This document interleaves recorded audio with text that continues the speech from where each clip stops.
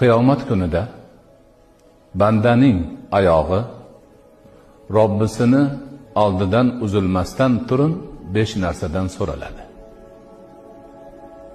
Yana qiyomat qoyim bo'ldi. Hamma Allohning huzurida turibdi. Har bir odamdan yakkama-yakka, yolg'izma-yolg'iz 5 narsadan Alloh so'raydi. Shuni so'ramasdan boshqa yoqqa ketish yo'q.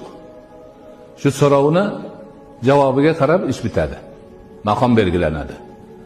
Shuni birinchisi an umrihi fima afnahu. Har bir bandani o'zidan umrini nimaga sarflaganini so'raydi. Xo'p, men senga umr degan ne'mat berdim. Nima qilding deydi. Daqiqama-daqiqa, soniyama-soniya javob berish kerak.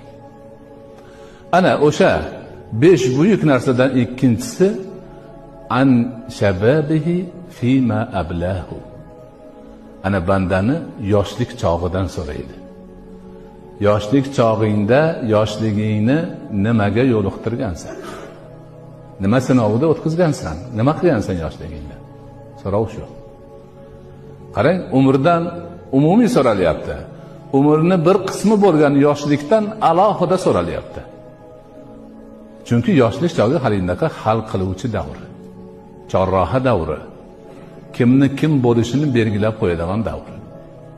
Hozir bizning jamiyatimizda ham ba'zi bir hakim kishilar, hikmatli kishilar bolalar 15 gacha nima bo'lsa bu bo'lar ekan deyishyapti.